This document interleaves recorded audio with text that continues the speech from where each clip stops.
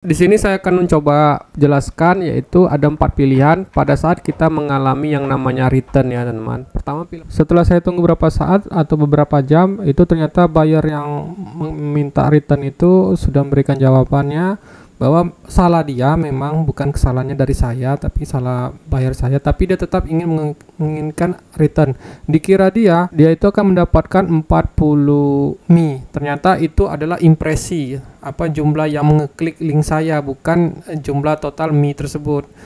Tapi saya ingin dipandang eBay sebagai seseorang yang profesional. Makanya kalau misalnya ada seseorang minta return, saya akan kasih return aja, nggak masalah. Karena kalau barangnya sudah di return balik lagi ke saya, nanti saya bisa juga komplain kalau misalnya barang itu tidak sesuai dengan yang dikirimkan. Jadi misalnya kita kirim mie dalam keadaan baru, ternyata balik-balik bukan mie tersebut yang kembali, tapi yang lain.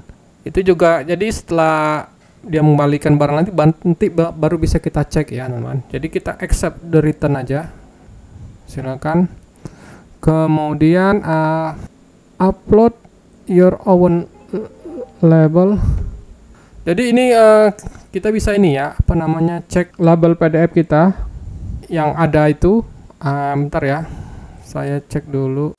Nah, jadi waktu kemarin kan sebelum saya kirim ke kantor pos itu ada yang namanya invoice ya. Invoice ini nanti di print.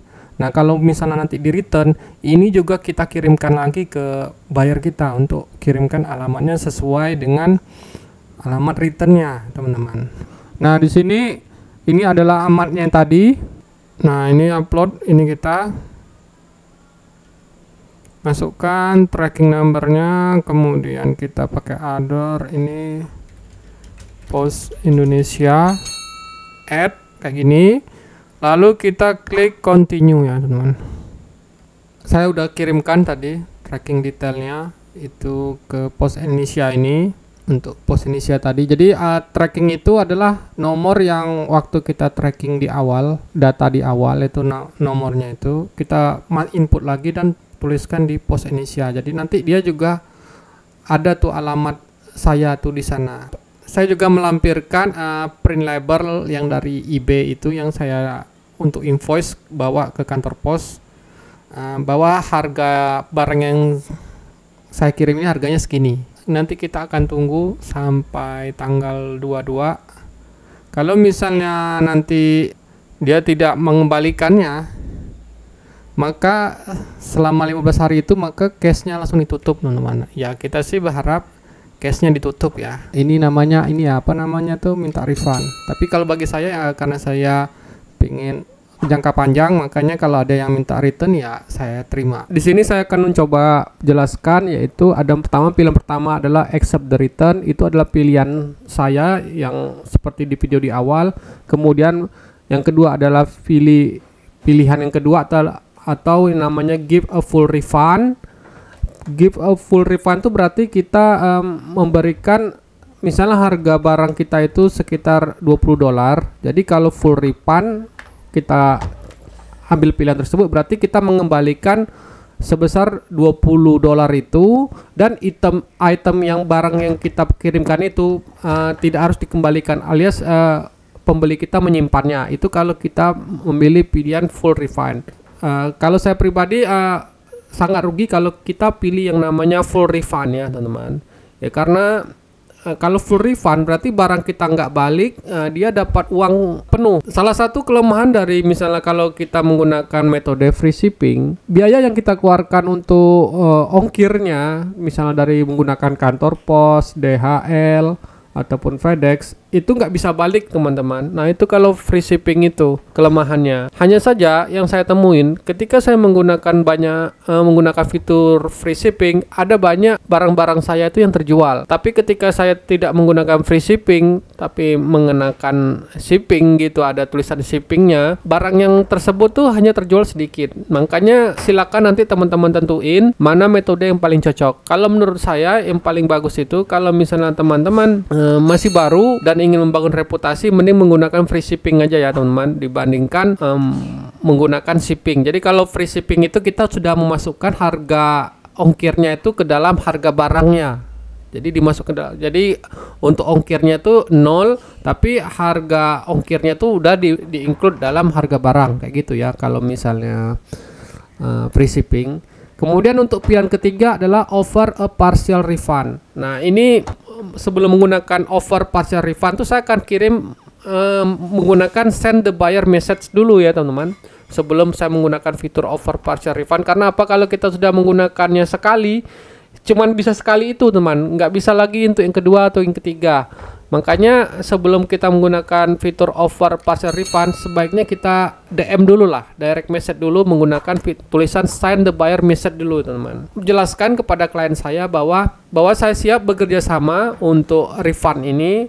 Jadi kita kirim labelnya, print labelnya seperti yang di video di awal. Jadi teman-teman bisa tonton ulang lagi di menit yang di awal-awal. Itu teman-teman bisa bilang bahwa negara kita itu bisa mendukung yang namanya pengiriman melalui kantor pos, DHL, FedEx atau USPS. Jelaskan juga berapa biaya yang teman-teman keluarkan, misalnya dari negara kita Indonesia ke negara dia teman-teman, dituju tadi atau tempat tinggal pembeli kita tadi teman-teman. Nanti jelaskan berapa biaya yang teman-teman keluarkan, misalnya dari negara kita ke negara dia itu menghabiskan sekitar misalnya $10 ya, nggak apa-apa, jelaskan aja $10 dan bilang kalau misalnya nanti itemnya itu sudah sampai, nanti barangnya kita cek dahulu. Nah, bilang aja kayak gitu teman-teman, nggak usah dijelasin apa-apa. Nah, nanti silakan kita tunggu aja teman-teman. Nanti saya juga lagi menunggu nih, karena tanggal update sekarang tanggal 22 barangnya tuh sudah dikirim balik dari negara dia ke saya teman-teman. Nah, nanti kalau barang itu setelah sampai tempat saya mungkin di tanggal 30 Februari atau tanggal 2 Maret atau 3 Maret, kita cek teman-teman barang kita. Semisalnya nih kita menjual barang kita itu ada 10 paket atau 10 biji dalam satu kardus itu, ternyata yang kembali hanya 5 biji. Nah, kalau kayak gitu berarti dia sudah mengambil sisa 5 kan, 5 biji dari 10 biji. Atau misalnya barang yang kembali itu dalam keadaan rusak, jadi tidak seperti pada waktu kita mengirimkannya. Itu juga kita bisa mengajukan yang namanya ini teman-teman, fitur offer of partial refund. Jadi kalau misalnya barangnya rusak, kemudian barangnya yang dikirim, misalnya kita kirim makanan atau yang dikembalikan itu bukan makanan yang kita kirim atau dikirimkan yang lain, misalnya kayak batu, atau misalnya kayak kita ngirimkan paketnya ada 3 buah atau dikirim balik cuma ada 1. Nah, itu kita bisa menggunakan fitur ini, offer of partial refund. Jadi offer partial refund itu berarti kita menawarkan jumlah yang istilahnya ada pembagian. Jadi kita nggak memberikan full refund, alias misalnya harganya $20, nggak $20 itu yang diterima, tapi kita menerima setengahnya teman. Jadi kita akan dibagi 2 gitu.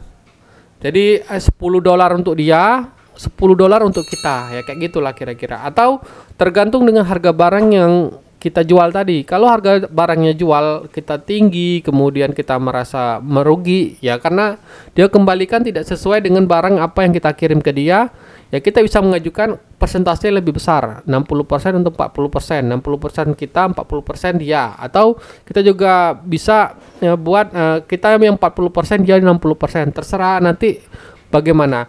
Nah, kalau saran saya, kalau misalnya ingin membangun reputasi yang bagus, ulasan yang bagus, memang pilihan give full refund itu adalah yang paling benar teman. Jadi berikan aja secara penuh.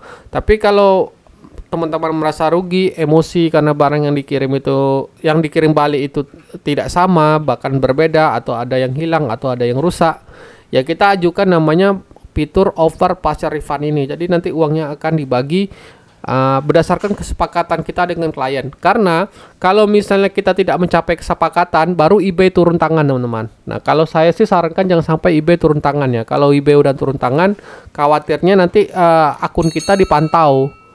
Maksudnya kita tuh bener nggak caranya. Jadi dari chat kita dipantau, kemudian cara menanggapinya dipantau. Jadi kalau kita ada yang salah dalam semasa kita lagi direct message dengan klien kita, yang ini send the buyer message, eBay itu bisa memenangkan klien kita. Tapi kalau kita punya argumen yang kuat, kita juga buktikan bahwa ketika barang itu sampai dari kantor pos langsung kita videoin tuh kan, unboxing lah barang yang datang itu. Ternyata barangnya juga rusak, kita bisa mengajukan offer partial refund. Jadi ada pembagiannya berapa gitu kan. eBay itu tidak hanya memenangkan pembelinya, tapi juga bisa memenangkan para penjual yang ada di eBay. Jadi makanya sangat penting kalau misalnya nanti barang returnnya kita sudah sampai, nanti tentu saja akan saya langsung rekam ya, unboxing dulu sesuai nggak barang yang dikirim itu dalam keadaan bagus. Jadi kita perlu cek ya, cek dan recheck. Nah kalau misalnya sudah sesuai barangnya, ya karena saya menggunakan free shipping, ya kelemahannya saya harus memberikan namanya give full refund. Tapi misalnya kalau ada yang cacat atau tidak sesuai, ya saya bisa menawarkan fitur offer of partial refund. Nah kayak gitu saja ulasannya teman-teman. Moga dari video yang sederhana ini teman-teman bisa mendapatkan sedikit pencerahan. Jangan khawatir kalau mendapatkan return. Jadi kalau misalnya ada pilihan refund, jangan dulu kasih refund, tapi minta mereka itu, pembeli kita itu mengirimkan dulu return barangnya ke kita. Kayak gitu ya teman-teman caranya, supaya teman-teman nggak merugi di awal. Itu saja yang bisa saya berikan. Kalau misalnya teman-teman ada pertanyaan, silahkan berkomentar di kolom bawah saja. Sampai ketemu di video Mas Blogger berikutnya.